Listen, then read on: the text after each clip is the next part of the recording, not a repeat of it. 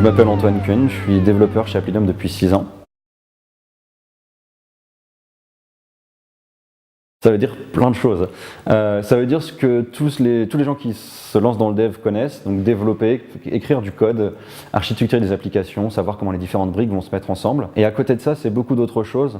Ça va être du conseil dans l'expérience utilisateur, dans les maquettes, pour aider les designers à faire des choses qui sont très propres et adapté à la plateforme. Un développeur, ça doit connaître très bien les guidelines de la plateforme, savoir à quoi doit ressembler une appli iOS et à quoi les utilisateurs sont habitués. Et ça doit aussi pouvoir être assez expert techniquement pour rassurer un client, convaincre un client ou même décider d'une orientation en interne sur telle ou telle technologie par exemple.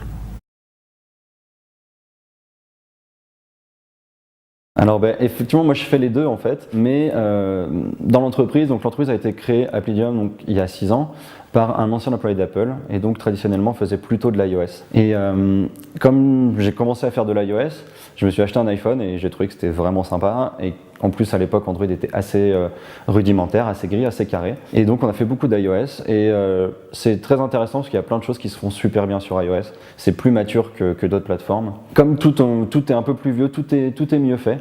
Tout est plus connu, il y a plus de gens qui sont capables d'aider et il y a moins de ce qu'on appelle la fragmentation, donc moins d'appareils différents à tester, moins de problèmes en général.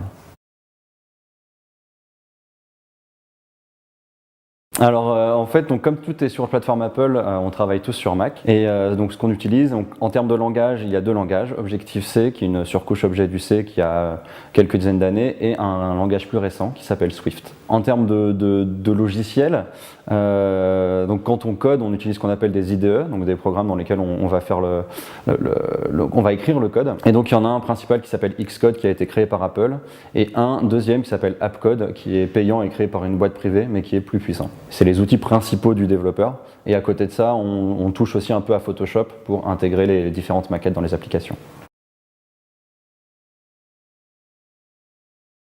C'est quelque chose qui est très intéressant parce que ça promet beaucoup de choses. Sur le papier, c'est vraiment quelque chose qui est fait pour dire on fait une fois, on va pouvoir utiliser la plupart du code sur toutes les plateformes, donc iOS, Android, Windows Phone, pourquoi pas PC. Mais en réalité, donc nous ce qu'on a vu jusque-là, pour avoir expérimenté sur quelques plateformes, enfin quelques frameworks, c'est encore assez peu mature.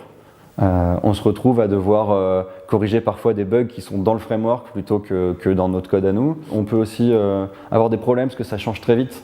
Comme c'est très récent, alors c'est très excitant de travailler avec des choses récentes, mais ça change très vite, donc les changements, ça peut d'un jour au lendemain, d'un jour à l'autre, tout casser. Alors ça dépend vraiment du type d'update. Si c'est vraiment une update majeure, donc comme quand on passe d'iOS 7 à 8 ou comme bientôt de 9 à 10, il y a plusieurs choses qui nous impactent. Premièrement, il y a des nouvelles features. Donc ça, c'est des choses qu'on va essayer d'intégrer rapidement dans des applis pour être un peu à la page, pour arriver à être mis en avant par Apple sur le store. On a aussi parfois des problèmes parce qu'il y a du code qui change, donc des API qui changent, des choses qu'on ne peut plus utiliser. Donc il faut faire très attention à ça. Généralement, ce que ça demande beaucoup, les mises à jour, ça demande d'être très réactif et d'anticiper beaucoup pour pas arriver le jour de la sortie avec une appli sur 2 qui ne marche plus. Il y a plusieurs stratégies pour ça.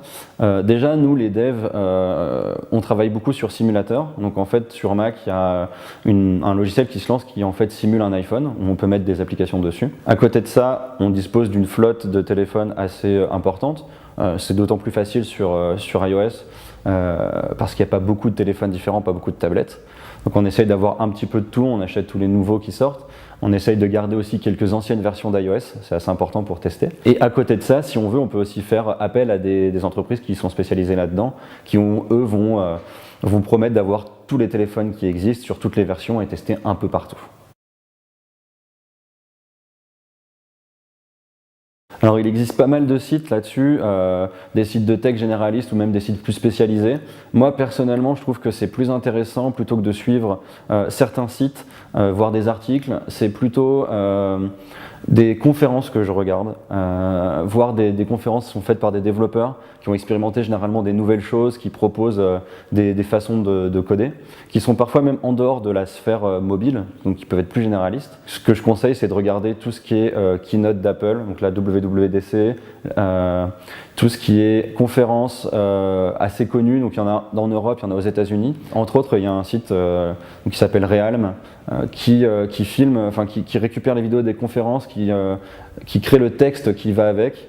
Et qui permet donc de revoir ensuite plein de conférences sur plein de sujets, et beaucoup c'est très axé mobile parce que c'est une boîte qui fait du mobile, et vous pouvez voir là-dessus toutes les conférences iOS pratiquement qui passent et qui vont raconter plein de nouvelles choses, comment utiliser les dernières nouveautés.